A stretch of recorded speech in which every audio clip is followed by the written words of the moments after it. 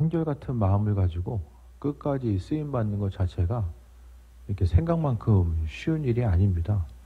하나님의 은혜를 소망하고 하나님께서 베풀으신 은혜 가운데 이제 소망 가지고 달려가는 그 귀한 삶들이 있는데, 처음부터 끝까지 하나님의 인도하심 따라서 승리하는 삶, 주님께서 항상 은혜로 베풀어 주셔서 어떤 삶에 있어서의 목적을 이루고 쓰임받는 삶에 있다라는 그 과정 가운데 있다는 사실을 고백하며 살아가는 것이 중요합니다.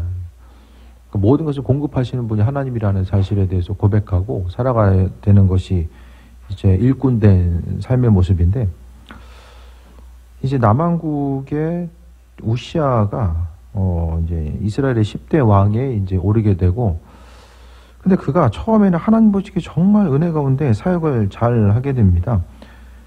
그 26장 3절에 보면 우시아가 왕이 오를 때의 나이가 16세, 예루살렘에서 52년간 다스렸다라고 합니다. 이때의 52년을 다스렸다라는 것은 정말로 큰 하나님의 은혜거든요. 한 사람이 평균 수명 50년 살기도 쉽지 않은데 왕위에서만 50년을 머무를 수 있었다는 것은 하나님의 또 은혜로 볼 수 있는데, 그가 이제 그 3절부터 15절까지 보면 하나님이 그의 삶 여정 가운데 행하셨던 수많은 일들을 행하게 됩니다. 행정과 또 뭐 국방력, 뭐 여러 가지 일들을 봤을 때에 하나님이 그에게 지혜를 주셔서 일하시고 인도하시는데, 심지어는 15절에 보니까 예루살렘에서 재주 있는 사람들에게 무기를 고안하게 하여 망대와 성곽 위에 두어 화살과 큰 돌을 쏘게 하고 던지게 하였으니라고 합니다. 그러니까 예를 들어서 지금으로 예전이죠. 그 투석기, 그 영화 같은데, 옛날 영화 같은데 보면은 드라마 같은 것도 보면은 돌을 해가지고 이제 사람이 싹 당겨가지고 이렇게 놓으면 슉 돌 날아가는 거 있잖아요. 그런 것까지 이제 고안해서 만들 정도로. 왜냐하면 예루살렘 성이 이제 그 해발 700에서 800m에 있으니까 고지에 있거든요. 그래서 그런 게 있으면은 적들로부터 이제 성을 보호하기 아주 효과적인 거죠. 그러니까 이것도 해보고 저것도 해보고, 어쨌든 지혜를 가지고 여러 가지 일들을 행하며, 또 4절 보니까 여호와 보시기에 정직하고, 또 그가 여호와를 찾을 동안에 하나님이 형통하게 하셨다라고 분명히 말씀하고 있습니다. 또 10절에 보면, 26장 10절에 보면 광야에 망대를 세우고 무릉덩이를 많이 파고 고원과 평지에 가축을 기르고, 또 여러 산과 좋은 밭에 농부와 포도원을 다스리는 자들을 두었으니 농사를 좋아합니다. 그러니까 백성들의 먹고 사는 문제를 해결해 주려고 했고, 또 안전으로부터 이제 안전함을 위해서 또 국방력을 강화시키고, 정말 하나님의 인도하신 가운데 있을 때는 아주 탁월하게 왕으로서의 역할을 아주 감당하는 모습을 보게 되거든요. 사람이 모든 것이 잘 되면 그 일들이 이거 좀 내가 잘나가지고 이렇게 되나 보다라는 생각을 순간적으로 이제 착각을 하게 되거든요. 그러니까 어느 정도에 있어서 삶의 어떤 목표에 대해서 달성하고, 뭐 지적으로든 뭐 가진 거든 어느 정도 이제 소유든 지식이든지 간에 많은 것을 가지고 있는 사람들이 항상 겸손한 삶을 사는 것 자체가 너무나도 이게 힘들다라는 거예요.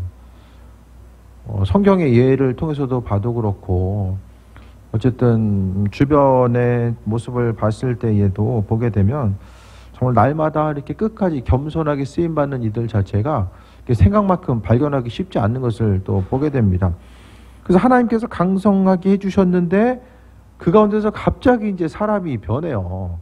이 평화의 시기, 그러니까 우시아는 계획하고 마음 먹었던 것들이 하나하나 이제 마음 먹은 대로 다 이루어지는 거예요. 그래서 쉽게 이야기하면은 오늘 본문의 상태는 기도 제목이 없어져요. 기도 제목이. 사람이 이제 항상 하나님 앞에 이제 그 긴장감을 가지고 살기 위해서는 기도 제목들이 또 분명히 있어야 되는 것 같아요. 모든 상황 가운데서 이제 근심 걱정 거리도 없고, 그냥 환경이 내가 원하는 대로 모든 것이 다 그냥 이루어지게 되면 그 안에서 하나님의 일하심과 예비하심을 발견하기가 쉽지 않습니다. 그러니까 우시아가 이제 행했던 게 뭐냐면, 성경 가운데서 하나님은 그 제사법에 대해서 보게 되면 아주 중요하게 여기셨거든요. 그 율법에 있어서 핵심을 이루는 것 자체가 이 제사법이잖아요. 그 제사를 드리기 위해서 하나님이 특별하게 이제 그 준비된 사람들을 통해서 레이지파를 통해서 하나님이 하나님의 일을 하는 사람들을 특별하게 구별시켜 주셔서 그 일들을 감당할 수 있도록 은혜로 베푸시고 함께 하셨다라는 것에 대해서 이제 발견하게 됩니다. 그래서 이제 하나님은 은혜 가운데 충만함으로 함께 하시고 또 하나님의 만들어 온 법, 그러니까 예배는 이렇게 돼야 되고 제물로서 이렇게 드려져야 되는 거. 참고로 하나 말씀드리면 왜 그 예수님 그 고대에 있어서 구약에 보면은 왜 그 당시에 모여가지고 그냥 열심히 기도하고 찬송함을 드릴 텐데 굳이 뭐 동물 잡아가지고 왜 드렸을까? 그런 생각 안 해보세요? 동물 잡아가지고 땅에 묻을 수도 있고 뭐 여러 가지 방법이 있었는데 굳이 뭐 그거 태워가지고 왜 그러냐면은 자신의 소유를 하나님께, 그러니까 이제 고대에 보게 되면 이제 기독교 그 당시 이제 유대교뿐만 아니라 이 당시 뭐 유대교 개념이 있을 때가 아니죠. 오늘 본문에 보면 유대교라는 말은 나중에 이제 그 유대교의 창시자 자체를 에스라로 보거든요. 그 에스라 시대 이전까지는 뭐 어떤 종교적인 개념, 그것보다는 하나님의 백성으로서 삶을 살게 되는데, 그 고대 근동에 보면은 이제 기독교 하나님을 믿는 이들뿐만 아니라 다른 신을 섬기는 이들이 다 어떻게 해요? 재물 잡아가지고 동물 잡아가지고 태우거든요. 제단 위에서. 왜 그랬냐면은 자신의 소유를 그들의 신께 드려야 되는데 방법이 없어요. 중력을 거스르며 살 수는 없으니까 하늘로 올라갈 수 있는 방법은 연기밖에 없는 거예요. 유일하게 가진 소유를 하나님께 드릴 수 있는 것은 연기로서 태워서 올리는 방법밖에 없어요. 그래서 이제 고대 근동에 있어서의 제사법은 연기고요. 하나님은 그러니까 제사의 방법, 예배의 방법을요, 그 당시에 고대 근동에 가지고 있었던 사람들이 하는 예배의 방법, 제사의 방법을 그대로 행하게 하셨어요. 그 당시에 만약에 주변 사람들이 찬송가 만들어가지고 불렀으면은 그대로 이제 하나님도 시켰을 거예요. 그런데 그 문화 자체, 어쨌든 태워서 드리는 문화였었기 때문에 그렇게 채용하신 것이고, 그러면 하나님은 더욱더 독특하게 어떤 것을 드려야 되는지, 또 드릴 수 있는 그 제사에 참여할 수 있는 사람들, 또 특별하게 하나님이 구별시키시고 함께 하신 것들을 이제 발견하게 됩니다. 하나님은요, 넘지 말아야 될 선이 있어요. 신앙인으로서 지켜야 될 분명한 선이 있어요. 아주 뚜렷하게 성경은 이야기하고 있어요. 해야 될 것과 하지 말아야 될 것들, 그런 것들에 대해서 아주 분명하게 규정 지어놓고 있거든요. 근데 우시아가 갑자기 어느 날 16절에 보니까 그가 강성하여짐에, 출발점이 강성해져요. 그래서 이제 그가 해야 될 것은 정치의 영역, 군사의 영역, 경제의 영역을 다 본인이 왕으로서 다스리면 되는데 하지 말아야 될 것이 이제 그 종교적인 영역, 신앙적인 영역은 건들지 말아야 됐어요. 그런데요, 고대의 사회는 거의 뭐 신정일치 사회니까 그 힘과 권력, 자신의 가지고 있는 권력을 더욱더 확고히 하기 위해서 선택했던 것이 이제 제사장이 가지고 있었던 그런 권위와 그 권력의 영역까지 이제 그가 추구하고자 했었던 것들을 보게 됩니다. 그러니까 강성해짐을 통해서 자신이 서 있어야 되는 그런 그 경계를 지켰어야 되는데, 이 경계를 넘어서서 더 많은 것을 소유하고 더 많은 권력을 소유하고자 했던 것. 강성해졌기 때문에 이제는 이제 더 이상 이제 본인이 소유할 수 있는 게 없는 거예요. 그래서 조금 더 이제 한계를 넘어서고자 했던 모습을 보게 됩니다. 그것을 바로 강성하여짐에 그의 마음이 교만하여졌다라고 이야기합니다. 그래서 하나님의 말씀 자체가 이제는 눈에 보이지 않는 것이고, 그분의 일하심과 인도하심보다는 스스로의 삶을 돌아보면서 내가 주인 돼서 삶을 살아가는 거죠. 교만해서 악을 행했습니다. 어떻게 악을 행하냐? 그의 하나님 여호와께 범죄하되고 여호와의 성전에 들어가서 향단에 분향하러 한지라라고. 그 향을 피우는 것은 제사장의 역할이거든요. 그러니까 이것 자체는 하나님께서 이거는 뭐랑 비슷하냐면은 그 성막에 그냥 알아서 그냥 들어가가지고 성막에 들어간 거나 이제 똑같은 거예요. 그러니까 성막에도 분명히 들어갈 수 있는 사람들, 또 지성소에 들어갈 수 있는 사람들이 분명하게 하나님께서 구분해 놓으셨거든요. 그래서 그 성막이라든지 그 법계 가운데서도 사람들이 이제 접근해 나아가는 것에 대해서 하나님이 아주 철저하게 막으시는 모습을 또 이제 이야기하는데, 향단에 분향하려 했다라는 것은, 이것은 하나님께서 말씀해 놓으신 그 틀에 대한 도전이고요. 또 하나님의 영역을 침범한 거예요. 하나님이 왕에게 주신 권위가 있고 또 제사장에게 주신 것들이 있거든요. 하나님은 제사장을 통해서 이제 영광 받으시길 원하셨고 그 인도하심을 통해서 이제 하나님이 정해놓으신 법 가운데서 삶을 살아가길 원하셨다라는 것을 또 그것을 통해서 영광 받기를 원하셨던 것을 봅니다. 분양하려 했다라고 하는 것. 이게 지금 이스라엘 민족들의 역사를 통해 봤을 때에 분양 잘못하다가 이제 죽은 얘들이 있잖아요. 아론의 아들 나답과 아비후. 그들이 어떻게 됩니까? 성전에서 쓰는 그 불이 있어요. 근데 불 외에 그냥 다른 불 쓰다가 이제 둘 다 죽습니다. 또 사울이 어떻게 돼요? 사울 또한 제사장이 감당해야 될 것들 본인이 하려고 하다가 쫓겨나잖아요. 하나님도 버림받습니다. 그러니까 분명히 왕으로서 지켜야 될 경계, 하나님의 백성으로서 지켜야 될 분명한 경계가 있는데 그 경계에 대해서 지키지 아니하고 삶을 살아간 것에 대해서 또 하나님께서 책망하고 있는 것을 봅니다. 그래서 그때의 제사장 아사랴가 여호와의 용맹한 제사장 80명을 데리고 뒤를 따라가 들어가서, 그러니까 80명을 혼자 간 것이 아니라 데려간 거는 이게 어쨌든 물리적으로라도 이 왕을 막기 위해서 이제 80명을 데려간 거예요. 그 여기서 어떻게 생각하면 아사랴는 제사장으로서 자신의 이제 본분과 정체성을 지키기 위해서 이 물리적으로 이제 왕을 향해서 물리력을 행사하려고 하는 것 자체가 어떻게 생각하면 이게 이제 죽을 수도 있는 상황이거든요. 아니 혼자서 분양까지 하려고 했던 왕이 그 제사장 죽이는 것에 대해서 그거 머뭇거리겠습니까? 그러니까 오늘 아사랴의 행동은 이제 하나님의 말씀과 법을 지키기 위한 제사장으로서의 행동이고, 그가 이제 자신의 경계, 하나님께서 허락하신 경계를 지키기 위해서 움직이고자 하는 모습들을 또 오늘 성경을 통해서 이야기합니다. 18절에 우시야 왕 곁에 서서 그에게 이르되 우시야여 여호와께서 분양한 일은 왕이 할 바가 아니오. 이거 왕이 할 것이 아니다라는 사실에 대해서 분명하게 말씀하고 있죠. 오직 분양하기 위해서 구별함을 받은 아론의 자손 제사장들이 할 바니 성소에서 나가소서. 왕이 범죄했으니 하나님 여호와께서 영광을 얻지 못하리이다. 그러니까 나가라고 이야기하잖아요. 그러니까 제사장 이야기했을 때에 다윗은 열심히 그 말을 들어요. 범죄했을 때 말을 듣거든요. 그래서 하나님이 먼저 말씀을 주시는 것은 삶을 통해서 돌이키길 원하시는 그 하나님의 뜻과 인도하심이 그 안에 있게 됩니다. 분명하게 분양은 왕이 할 것이 아니라, 모르는 것이 아니라 한 번 더 강조하고 있는 거죠. 제사장들이 해야 된다라는 사실에 대해서 이야기합니다. 이 시대 가운데서도요, 분명히 교회 공동체가 이게 세워지기 위해서는 목회자는 목회자로서의 경계가 있어야 되고, 성도는 성도로서의 분명한 경계들이 있어져야 됩니다.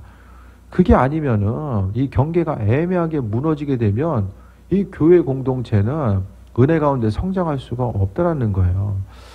그러니까 한국 교회의 그런 리더십, 이제 목회적인 리더십의 특징은 이제 담임자 중심으로 해서 어떤 목회 리더십이 세워지고 어떤 영적인 성장을 도모하고자 했을 때 그 가운데서 이제 부흥이 이루어져 왔음에 대해서 발견하게 됩니다. 그러니까 함께 협력해서 선을 이루고 나아간다라는 것 자체가 이 모양새는 참 좋은데요. 근데 교회 일이라는 것이 기본적으로 이제 포함되는 것은 영적인 사역이잖아요. 그 영적인 사역을 감당함에 있어서 어떤 그 하나님 말씀에 의한 그런 질서 체계가 분명하게 세워져 있지 않으면 안 된다라는 거예요. 목회자는 영적인 일들에 대해서 분명히 감당하고자 하고 어떤 뭐 행정적인 부분에 대해서 위임할 부분들은 위임하되 목회자 스스로 결정하고 또한 영적인 방향성을 잡아가야 될 때는 교회 구성원과 공동체가 그곳에 이제 힘을 실어줘야 되는 모습을 분명하게 있어줘야 됩니다. 그게 아니라 만약에 이제 그 교회가 한 마음이 한 뜻이 돼가지고 여러 가지들을 다 처리하면 좋을 수 있는데 사람의 생각 자체가 한 뜻이 되어서 나가기가 이게 상당히 어렵거든요. 그렇기 때문에 교회는 이제 기도하고 주님의 말씀에 근거해서 움직이면서 해야 될 것이 무엇인지를 분명히 기억하면서 나아가야 됩니다. 그래서 교회가 어떤 영적인 예배에 관련된 일들, 또 어떤 양육하고 나아가는 일들, 또 기도에 관련된 부분들에 대해서는 이 단임 목회자에게 분명하게 그런 권한들이 위임이 되어야 되고, 또 그것을 통해서 또 교회 공동체가 은혜 가운데 또 성장해 나아갈 수 있게 됩니다. 그러니까 하나하나 이제 교회에서 영적인 사역들, 어떤 예배에 관련된 사역들을 결정하고 나아감에 있어서 하나 결정하려면 이 사람 의견 듣고 저 사람 의견 듣고 다 일일이 의견 듣다 보면 문제가 뭐냐면은 이렇게 생각하는 사람이 있고 저렇게 생각하는 사람들이 있다라는 거예요. 그러면은 어떤 하나의 의견을 따라서 움직이고 나아가는 것이 또 하나의 어떤 교회에 있어서의 분열의 요소를 가져오게 되는 이런 결과들을 나타날 때가 이제 많이 있게 됩니다. 그래서 교회 공동체 가운데 이제 우리가 뭐 이제 크게 어떤 뭐 행정적으로 무엇을 처리하고 그럴 일들이 이제 그렇게 많이 있지는 않잖아요. 그래서 교회에서 어떤 뭐 기도회라든지 예배에 관련된 것들은 되도록이면은 혼자 기도하고 결정하려고 하는 것 자체가 이래저래 이제 묻다 보면은 그런 좀 어려운 상황들이 발생되는 예들을 또 많이 주변의 예를 통해 보게 되면 그런 현상들을 또 많이 보게 됩니다. 그래서 각자 지켜야 될 경계들, 목회자는 목회자로서 지켜야 될 경계들을 지키고 또 성도는 성도의 자리에서 분명히 해야 될 것들에 대한 이 경계들이 온전히 되어졌을 때에 교회 공동체가 또 유기적으로 또 움직이고 나아갈 수 있게 됩니다.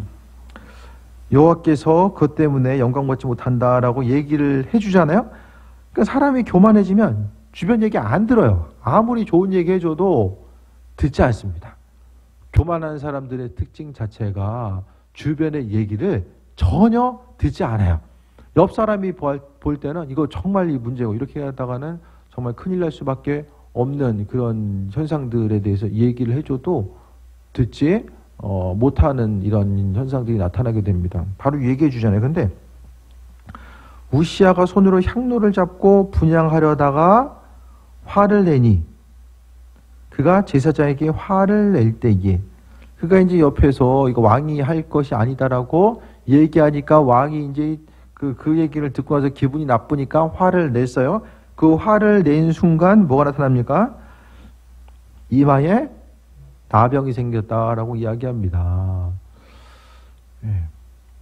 그러니까 성경에서 있어서의 그 나병은요,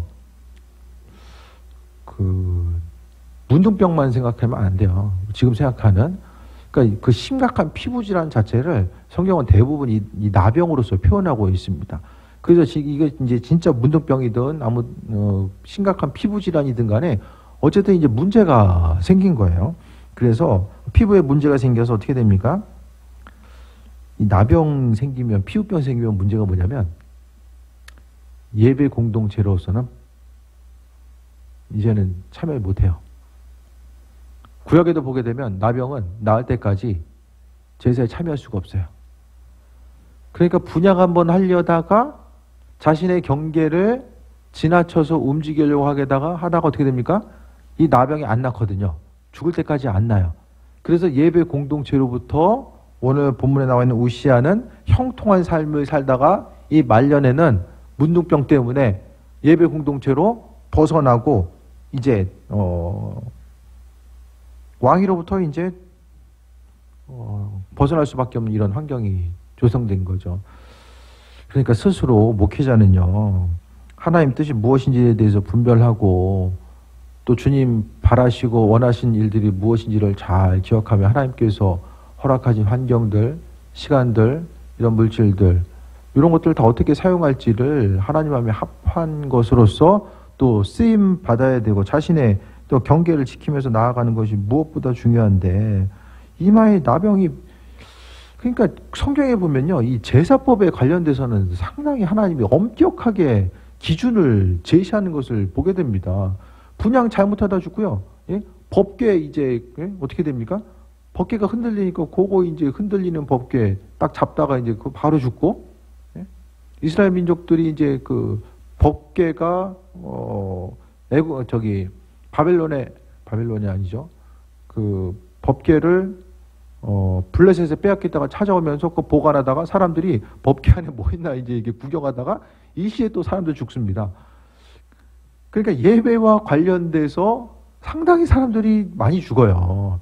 그러니까 하나님은 철저하게 이 예배와 관련된 것에 대해서 자신의 경계를 지키는 것을 아주 중요하게 말씀하고 있고, 오늘 본문 가운데서도 그토록 존귀하게 쓰임받았던 사람이 심령의 교만함. 그러니까 겸손한 사람들은 자신의 경계를 지켜요.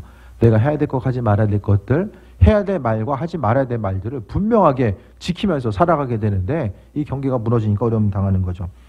20절에 대제사장 아사랴와 모든 제사장이 왕이 이마에 나병이 생겼음을 보고 성전에서 급히 쫓아내고, 나병 있는 사람은 성전에 있을 수 없어요. 그러니까 제사장이 쫓아낸 거예요. 여호와께서 치심으로 왕도 속히 나가니라. 이제 왕도 이제 갑자기 문둥병 생기니까 정신없이 이제 나간 거죠.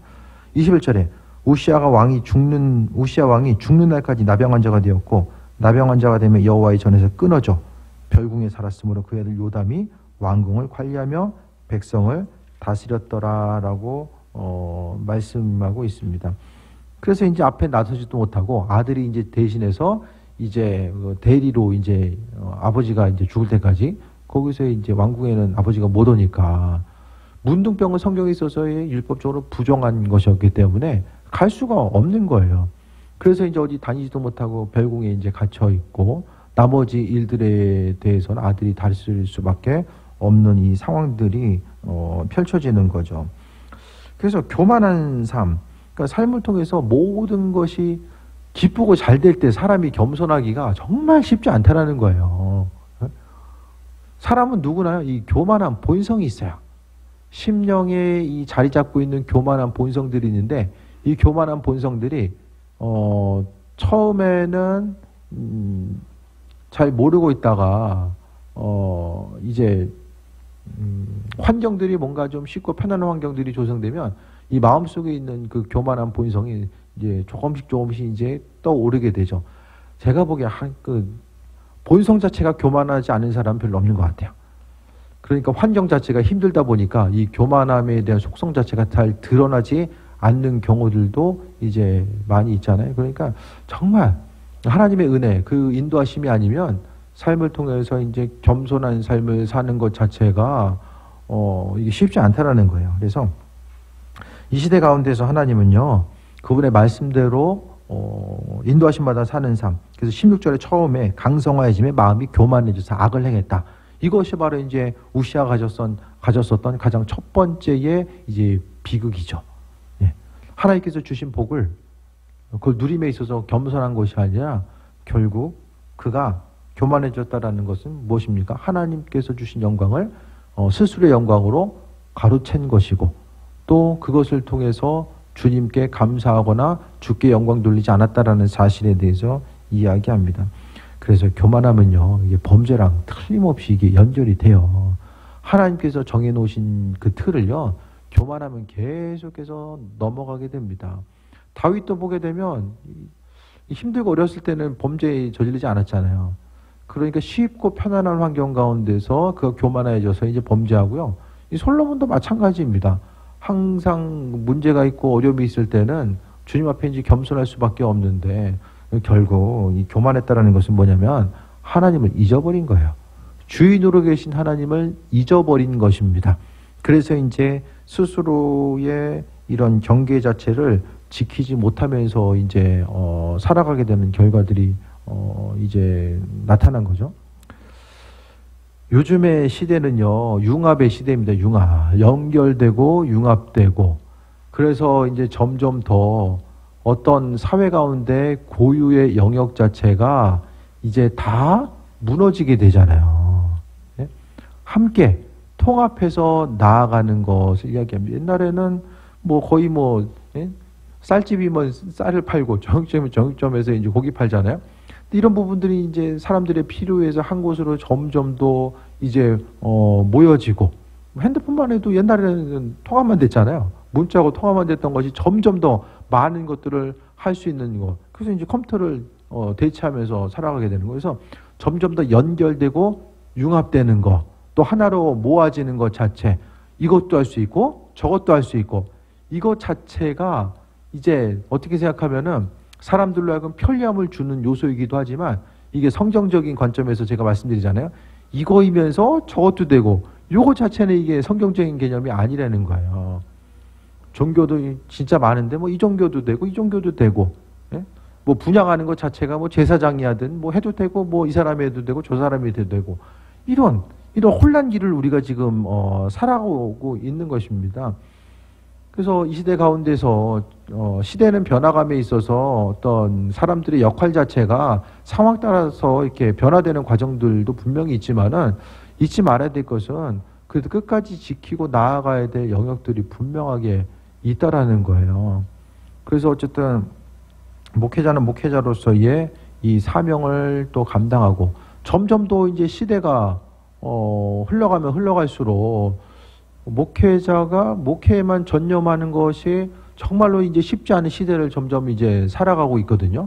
하지만 중요한 것은 하나님 목회자에게 분명하게 행하라고 말씀하신 것들이 있고 사람이 이제 능력치에 한계가 있기 때문에 집중해서 해야 될 부분들이 분명하게 있게 됩니다. 그래서 교회 공동체는요, 하나님께서 맡겨주신 일들을 각각의 이제 상황에 맞춰서 움직이고 반응하는 것 자체. 그래서 이제 교회는요, 각각의 역할이고요. 그 다음에 하나님께서 정해 놓으신, 규정해 놓으신 이 권한이 있고 하나님께서 우리에게 위임해 주신 것들을 따라서 우리가 믿음으로 반응하고 나아가기만 하면 되는 거예요. 그래서 하나님께서 허락하신 것 이상을 우리가 넘어가서는 안 되고 하나님께서 규정해 놓으신 그 자리에서 맡은 바 최선을 다하는 것이 바로 겸손한 일꾼의 자세라는 것을 또 이야기합니다. 끝까지 존재하게 쓰임받으면 좋았을 텐데 왜 굳이 분양을 하려고 했을까?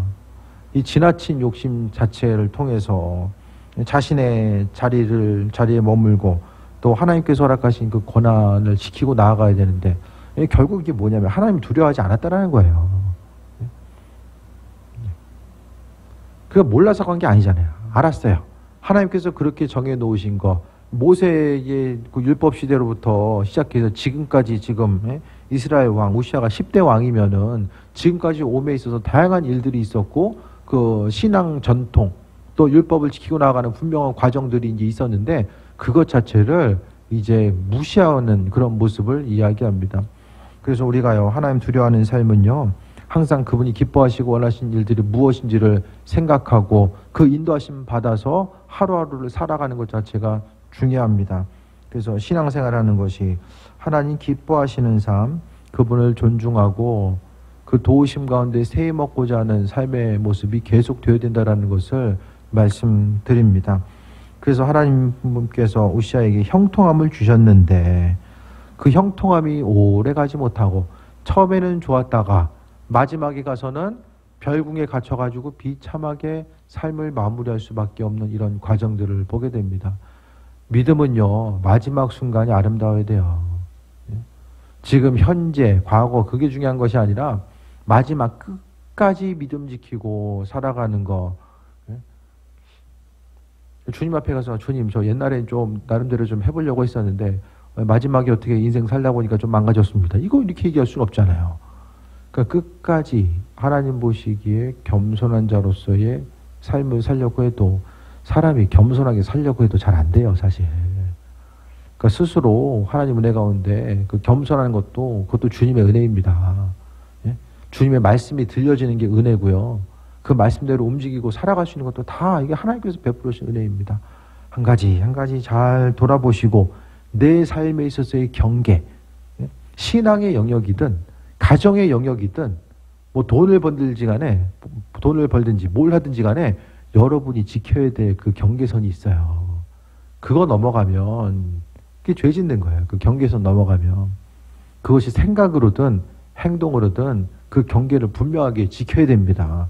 그래서 하나님은 그 경계를 지키는 것을 하나님을 존중하고 그분을 사랑하는 것으로서 여기신다라는 거예요.